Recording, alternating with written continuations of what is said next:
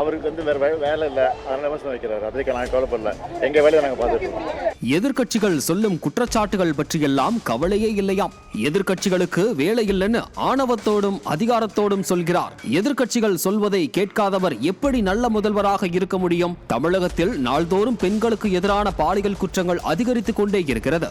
தினமும் எதிர்க்கட்சி தலைவர் எடப்பாடி கே பழனிசாமி மிகுந்த வேதனையோடு ஒவ்வொரு சம்பவத்தையும் சொல்லி உறங்கும் ஸ்டாலின் அரசை எழுப்ப முயற்சிக்கிறார். எதிர்க்கட்சி தலைவருக்கு இருக்கும் ஆதங்கம் கொஞ்சம் கூட ஸ்டாலினுக்கு இல்லை. அதனால தான் இப்படி அவங்களுக்கு வேலை இல்லை என்று பேசுகிறார். இப்படி இவர் பொறுப்பின்றி பேசுவதால் தான் குற்றங்கள் பயமின்றி நடக்கிறது. அதற்கு ஒரு உதாரணம் தான் சென்னை அடையாறில் நடந்த இந்த காட்சி.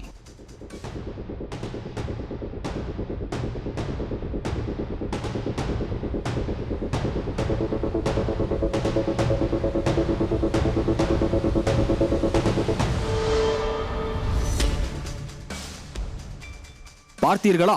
தமிழகத்தின் தலைநகரில் பல சாலைகள் ஒன்று சேரும் ஜங்ஷனில் அடுத்தடுத்த வாகனங்கள் பயணிக்கும் நேரத்தில் ஒரு பெண் தூய்மை பணியாளருக்கு முன்னால் ஆடையை அவிழ்த்து ஆபாசமான செயல்களில் ஈடுபடுகிறான் இந்த காமுகன். உடனே சுதாரித்த அந்த பெண் அந்த காமுகனை துடைப்பத்தால் வெளுத்திருக்கிறார். பகிரங்கமாக இதை செய்யும் துணிச்சல் இவனுக்கு எங்கிருந்து வந்தது? இதனை ஸ்டாலினின் பொறுப்பற்ற பேச்சோடு இணைத்தே பார்க்க வேண்டும். திருச்சி காப்பு காட்டில் இளம்பெண் எரிக்கப்பட்ட போதும், கோவையில் கல்லூரி மாணவி கூட்டு பாலியல் வன்கொடுமை செய்யப்பட்ட போதும், திண்டிவனத்தில் காவலரே 10ஆம் வகுப்பு மாணவியை வன்கொடுமை செய்த போதும், அண்ணா பல்கலைக்கழக விவகாரத்தின் போதும், தெய்வ செயல் செய்த பாவ செயல் குறித்தும் எதிர்க்கட்சி தலைவர் தொடர்ந்து பேசிக்கொண்டே இருக்கிறார். அவர் பேசுவது அரசியலுக்காக இல்லை, நம் பெண்களுக்காக.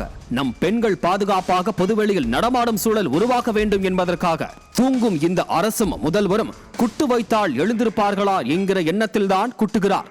ஆனால் நடவடிக்கை எடுக்க வேண்டிய ஸ்டாலின், பெண்களின் பாதுகாப்பை உறுதி செய்ய வேண்டிய ஸ்டாலின் அவருக்கு வேலை இல்லை என திமிர் பேச்சு பேசுகிறார். ஆம், எதிர்க்கட்சி தலைவருக்கு வேலை இல்லைதான். காலை எழுந்ததும் சினிமா பார்த்து ரிவ்யூ கொடுக்கும் வேலை இல்லை.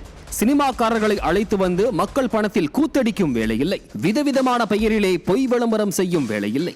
வேலை எதுவும் இல்லாததால் செய்திகளை பார்க்கிறார். அதனால் தான் விவசாயிகள் படும் துயரம் தெரிகிறது, பெண்கள் படும் பாடு புரிகிறது.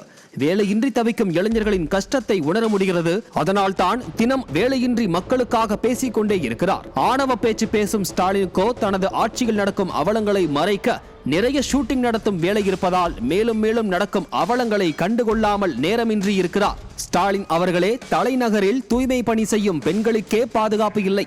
இது போன்ற இழிநிலையை சுட்டிக்காட்டினால் அவர்களுக்கு வேறு வேலை இல்லை என எகத்தாளம் பேசுகிறீர்கள். மக்கள் பார்த்து கொண்டே இருக்கிறார்கள். 2026க்கு பிறகு உங்களிடம் நம்பி கொடுத்த முதல்வர் என்னும் வேலையை பறிக்கத்தான் போகிறார்கள்.